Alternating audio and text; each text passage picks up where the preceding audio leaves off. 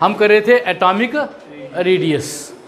हमने कहा कि एटम के न्यूक्लियस के सेंटर से लेके जो उसका लास्ट वाला शेल है, आउटर मोस्ट शेल जो है, उसका जितना डिस्टेंस है उसको बोलते हैं एटॉमिक रेडियस। ठीक है, clear? The distance from the centre of the nucleus to the outer most shell containing electron is called atomic radius. Period में इसकी वेरिएशन कि एटॉमिक रेडियस जब हम किसी पर्टिकुलर पीरियड में जाते हैं तो क्या होता है। हमने ली थी किसकी एग्जाम्पल? सेकंड पीरियड की। और हमने देखा जब हम पीरियड में जाते हैं तो एटॉमिक रेडियस डिक्रीज होता जाता है। क्या होता जाता है? हर स्टेप पे हमने वैल्यू भी लिखी थी, डिक्रीज हो रहा है। क्यों डिक्रीज हो रहा है? क्योंकि एक पीरियड में जब आप जाते हैं तो नंबर ऑफ शेल जो है वो बढ़ते नहीं हैं, ना बढ़ते हैं ना कम होते हैं, उतने ही रहते हैं। जैसे हमने सेकंड पीरियड लिया था तो सेकंड पीरियड में हमने देखा नंबर ऑफ शेल जैसे आगे बढ़ रहे हैं तो नंबर ऑफ शेल उसमें दो दो ही रह रहे हैं, ओनली 2। बट हर स्टेप पे क्या बढ़ रहा है? Nuclear charge. और समझाया? हर स्टेप पे न्यूक्लियर चार्ज। लिथियम का न्यूक्लियर चार्ज कितना था? 3 था। बेरिलियम का क्या था? 4 था।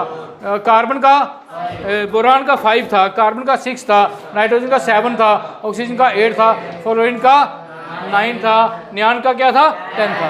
हम देख रहे हैं शेल इन दोनों में सब में 2 ही हैं।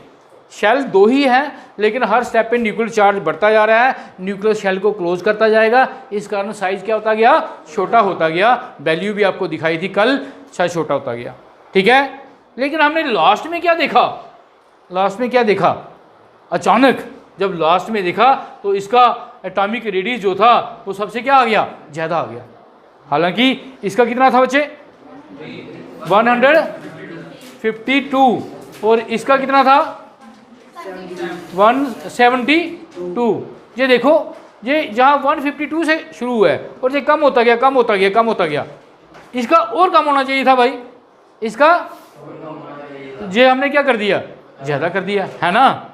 इसके बारे में आज बताएंगे कि ऐसा क्यों है। तो आज का जो आगे चलने से पहले हम टॉपिक पढ़ेंगे type of atomic radius. Types of atomic radius. Radius भी बोलते हैं इसको, रेडियस या radii. Types of atomic radius.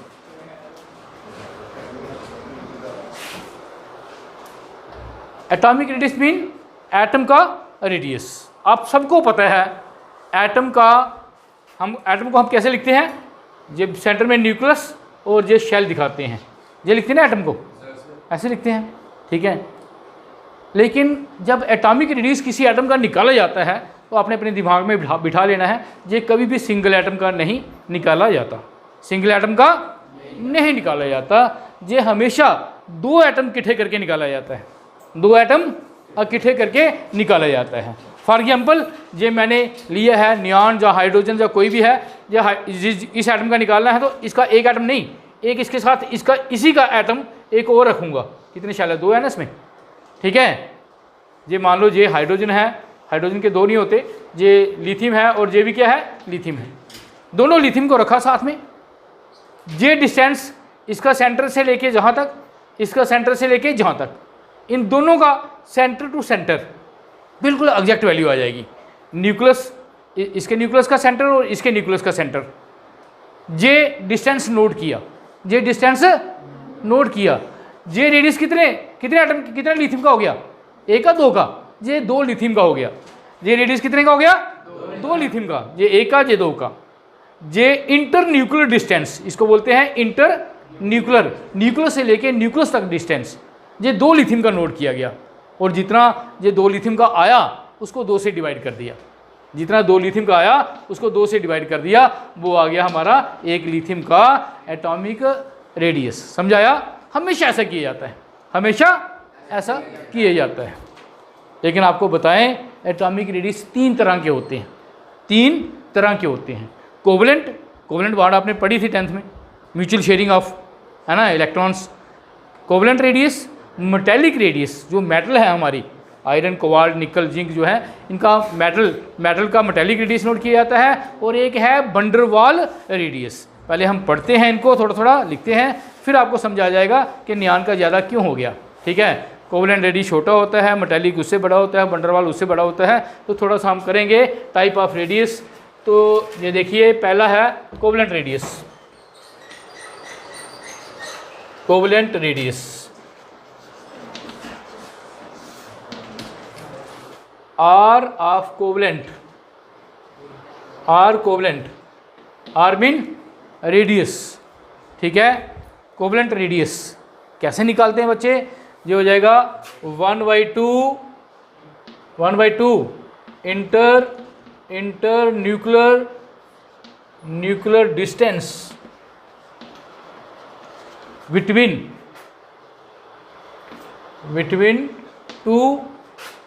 To bonded covalent bonded atoms, ठीक है, समझाया?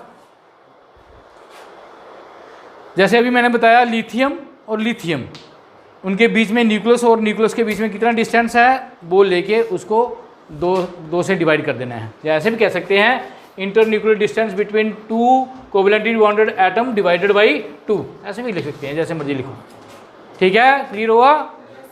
ठीक है। इसको ऐसे भी लिखते हैं r of covalent, r of covalent होता है 1/2 into bond length, 1/2 into bond length भी इसको लिखते हैं।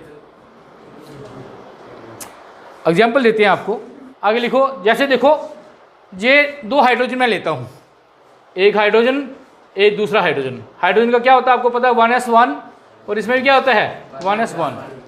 ऑर्बिटल, एस ऑर्बिटल को कैसे लिखते हैं बच्चे? ऐसे, और बीच में डालते हैं इलेक्ट्रॉन। एस ऑर्बिटल को कैसे डालते हैं? ऐसे, और बीच में डालते हैं इलेक्ट्रॉन। ये एक हाइड्रोजन, ये दूसरा हाइड्रोजन। कोवलेंट बॉन्ड आपने पढ़ी थी, अगले चैप्टर में भी पढ़ेंगे, ठीक है। ये एटम जब कंबाइन होते हैं, ये देखिए एक हाइड्रोजन और दूसरा hydrogen, mutual sharing of electron. Covalent bond कैसे बनती है? एक हाइड्रोजन और दूसरा हाइड्रोजन अपने इलेक्ट्रॉन क्या करते हैं? शेयर करते हैं। क्या करते हैं? और जहां इलेक्ट्रॉन रख देते हैं। अब जे न्यूक्लियस है इसका और जे न्यूक्लियस है, समझाया आपको? बोलो। जे एक हाइड्रोजन है, जे दूसरा हाइड्रोजन है। अब जे न्यूक्लियस है और जे न्यूक्लियस है, ठीक है। अब बॉन्ड लेंथ क्या होती है? जहां से लेके जहां तक जो डिस्टेंस है, इस न्यूक्लियस से लेके इस न्यूक्लियस तक, ये कौन सी बॉन्ड बनी? कौन सी बॉन्ड बनी? Covalent bond, sigma bond. जहां कौन सी बॉन्ड? Covalent bond. कौन सी बॉन्ड बनी? ये आपने 10th में पढ़ा है, bond formed by the mutual sharing of electron. तो ये बनी कोवलेंट बॉन्ड। जब कोवलेंट बॉन्ड बनती है तो दो एटम के बीच में थोड़ी सी स्पेस क्या आ जाती है? कॉमन आ जाती है, कॉमन आ जाती है, और ठीक है। अगर मैं इनको, आप क्या सोचते हो, अगर मैं 2 हाइड्रोजन को ऐसे रखता, ऐसे रखा, ठीक है, ये है वंडरवाल, हम पढ़ेंगे वंडरवाल रेडियस। ये कौन सा रेडियस है? मीन साथ साथ रखा। इसकी लंबाई ज़्यादा है, इसकी बॉन्ड लेंथ ज़्यादा है या इसकी बॉन्ड लेंथ ज़्यादा है? किसकी ज़्यादा है? इसकी ज़्यादा है। क्यों? क्योंकि जहाँ इन दोनों में कॉमन स्पेस नहीं है, इन दोनों में क्या हो गई है? इन दोनों ने अपनी स्पेस कॉमन क्या की है? शेयर की है बच्चे, इन 2 ऑर्बिटल ने। इस कारण कोवलेंट रेडियस छोटा होता है और वंडरवाल रेडियस क्या होता है? बड़ा होता है, और इसको बोलते हैं बॉन्ड लेंथ। ये बॉन्ड है और ये बॉन्ड की जो लंबाई है उसको बोलते हैं, हाइड्रोजन और हाइड्रोजन के बीच में जो बॉन्ड है उसकी लंबाई कितनी है उसको बोलते हैं बॉन्ड लेंथ। तो हम सिंपल ऐसा भी कह सकते हैं, कोवलेंट रेडियस कैसे निकालते हैं? बॉन्ड लेंथ को लेके 2 से डिवाइड कर देते हैं। जैसे कि क्या देखा गया है, हाइड्रोजन और हाइड्रोजन की बॉन्ड लेंथ कितनी होती है? 4 है। कितना बच्चे? 74। हाइड्रोजन और हाइड्रोजन की बॉन्ड लेंथ कितनी है? 74 पैकोमीटर। तो आप क्या कहेंगे, हाइड्रोजन का एटॉमिक रेडियस कितना हो जाएगा? हाइड्रोजन और हाइड्रोजन जब दोनों कंबाइन होते हैं, कोवलेंट बॉन्ड बनाते हैं, तो बॉन्ड लेंथ कितनी है? बोलो। 74। हमने निकालना है रेडियस, हाइड्रोजन का रेडियस। क्या करेंगे? इस बॉन्ड लेंथ को 2 से डिवाइड करेंगे, और क्या हो गया? बोलो 37 पैकोमीटर। हाइड्रोजन का कोवलेंट रेडियस जो है वो कितना हो जाएगा? 37। लिखो इसको, वंडरवाल, ये साइंटिस्ट का नाम था, उसके नाम पे पड़ा है वंडरवाल रेडियस। वंडरवाल उसका नाम था। वंडरवाल ने क्या कहा? सुनो बच्चे, अकॉर्डिंग टू वंडरवाल, वो एटम जिनमें ना कोवलेंट बॉन्ड बनती है, ना आयनिक बॉन्ड बनती है, ना मेटालिक, मेनली हमारे पास 3 तरह की बॉन्ड होती हैं। कौन कौन सी? कोवलेंट, आयनिक और मेटेलिक बॉन्ड। कुछ और भी होती है, लेकिन उसने कहा कुछ ऐसे एटम जिनमें बॉन्ड नहीं भी बनती है। ये 2 चाक हैं, इन दोनों चाक के बीच में बॉन्ड नहीं बनती है। बॉन्ड क्या है? बॉन्ड है फोर्स ऑफ अट्रैक्शन। जितनी बॉन्ड स्ट्रांग बनेगी उतनी उन 2 एटम के बीच में फोर्स ऑफ अट्रैक्शन क्या होगी? ज़्यादा होगी। जैसा अभी आपने देखा हाइड्रोजन और हाइड्रोजन के बीच में अगर कोवलेंट बॉन्ड बनती है तो इस हाइड्रोजन और हाइड्रोजन के बीच में फोर्स ऑफ अट्रैक्शन बड़ी ज़्यादा है, इतनी आसानी से एक दूसरे को नहीं छोड़ते। ठीक है, जो एटमॉस्फेयर में गैस घूमती है वो H नहीं होती, वो किस फॉर्म में होती है? H2 में होती है, क्योंकि हाइड्रोजन और हाइड्रोजन आपस में जुड़े हुए हैं, 2 हाइड्रोजन जुड़े हुए घूम रहे हैं। सुनो भाई बच्चे, इधर उसने बंडरवाल ने कहा अगर ये 2 एटम है, इनको मैंने ऐसे रखा, इनमें बॉन्ड नहीं बन रही, इनमें कोई इलेक्ट्रॉन ट्रांसफर नहीं हो रही, ठीक है, इनमें कॉमन स्पेस नहीं हो रही, लेकिन फिर भी इन दोनों के बीच में एक फोर्स, एक वीक फोर्स ऑफ अट्रैक्शन पैदा हो जाती है, जिसको बोलते हैं बंडरवाल फोर्स ऑफ अट्रैक्शन, और इसी फोर्स को बोलते हैं बंडरवाल बॉन्ड। ठीक है, वीक बंडरवाल फोर्स या वीक बंडरवाल बॉन्ड इसको बोलते हैं। और अगर अब आप गैस लगा लेंगे, अगर मान लो 2 हाइड्रोजन एटम हैं, उनमें हमने कोवलेंट बॉन्ड नहीं बनने दी, उनको पास पास रखा है, म्यूचुअल शेयरिंग नहीं करने दी, तो फिर हाइड्रोजन का कैसे होगा?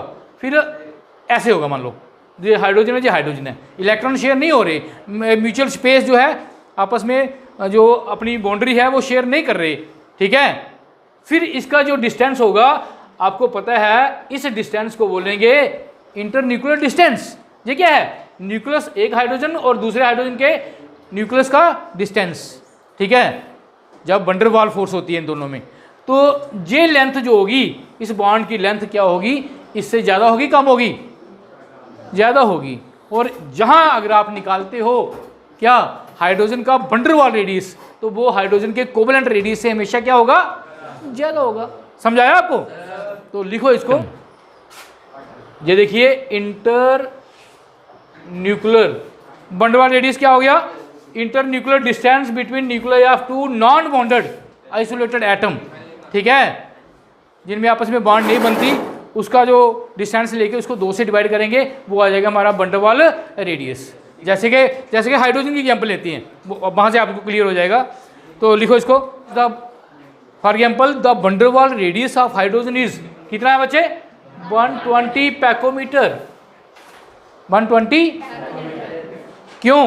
क्योंकि ये दोनों के बीच जब वंडरवाल, जब इनमें बॉन्ड नहीं बनी है, तो ये डिस्टेंस जो है ये कितना है? 120 और 120 कितना है? 240। ये 240 है। और ये डिस्टेंस कितना था बच्चे? ये 74 पैकोमीटर था। कितना फर्क आया? जब बॉन्ड बनती है 2 हाइड्रोजन में तो 74 हो जाता है, जब बॉन्ड नहीं बनी है, पास पास रखे हैं, फोर्स ऑफ अट्रैक्शन है वीक, तो इसमें कितना है? 240 पैकोमीटर। इट मीन कोवलेंट रेडियस 37 आया हमारा, है ना, और ये वंडरवाल रेडियस कितना आया? 120 आया। तो आपको क्लियर हो गया कि van der Waals radius is always greater than, van der Waals radius is always greater than covalent radius. अब आप आ जाओ उस पर नोबल गैस वाला, और जो नोबल गैस का बड़ा था, ठीक है, बता सकते हैं क्यों बड़ा? नोबल गैस जो होती है बच्चे, ये देखो helium, neon, argon, krypton, xenon, radon, ये किसी से बॉन्ड नहीं बनाती। ये किसी से बॉन्ड ना ही जो कोवलेंट बॉन्ड बनाती है, ना ही आयनिक बॉन्ड बनाती है, ना ही मेटेलिक बॉन्ड बनाती है। ठीक है, तो इसका मतलब है अगर आपने नियॉन का एटॉमिक रेडियस नोट करना है तो क्या करना पड़ेगा? और नियॉन को रखना पड़ेगा और दूसरी नियॉन को रखना पड़ेगा, और इसका आपको कौन सा रेडियस लेना पड़ेगा? वंडरवाल या कोवलेंट? बोलो बोलो। अगर ये बॉन्ड बनाता ही नहीं है तो इसका कोवलेंट रेडियस नहीं आएगा बच्चे, इसका कौन सा रेडियस आएगा? वंडरवाल रेडियस आएगा। तो सेकंड पीरियड में जितने भी बाकी एलिमेंट हैं जो रेडियस उनका लिखा गया है वो कोवलेंट रेडियस है। सेकंड पीरियड के जितने भी एलिमेंट हमने लिखे, जो रेडियस उनके नीचे लिखा, वो कौन सा रेडियस है? कोवलेंट रेडियस है। लेकिन नोबल गैस का रेडियस लास्ट में क्यों बढ़ जाता है? क्योंकि वो कोवलेंट रेडियस नहीं है, वो क्या है? उसका वंडरवाल रेडियस है। अगर कोवलेंट रेडियस लेते तो वो भी सबसे कम आना था, वो 72 आ रहा था फ्लोरीन का, हो सकता है वो 60 आता। समझाया आपको? ऐसे तो साइज घटता है। ऐसे अगर कोई पूछे आपसे कि बताओ सेकंड पीरियड में आप मूव कर रहे हैं लिथियम से नियॉन तक, सबसे छोटा साइज जो है वो किसका है, किसका होगा, नियॉन का भाई, वो नियॉन का है, क्योंकि नंबर ऑफ शेल बराबर हैं, न्यूक्लियर चार्ज बढ़ रहा है और शेल क्लोज होते जा रहे हैं। लेकिन अगर स्पेशली एटॉमिक रेडियस की बात करेंगे तो हम कहेंगे नियॉन का एटॉमिक रेडियस ज़्यादा होता है, क्योंकि नियॉन का जो एटॉमिक रेडियस है वो नोट किया जाता है एज ए कोवेलेंट रेडियस।